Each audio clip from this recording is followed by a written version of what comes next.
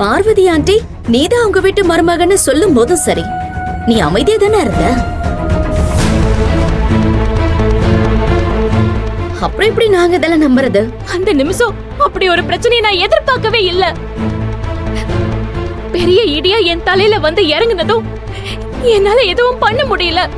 அதுதே அமைதியா இருந்த, விருப்பப்பட்டல அமைதியா இல்ல.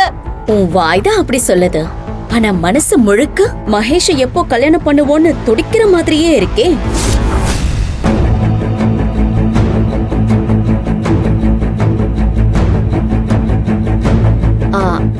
அழகனும் இல்ல, அதனால உனக்கு இப்போ எந்த பிரச்சனையும் இல்ல. யார் சொன்ன அழகு இல்லன்னு?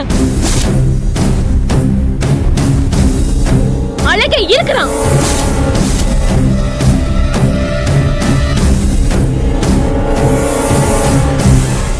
அப்படியா? யார் அழக?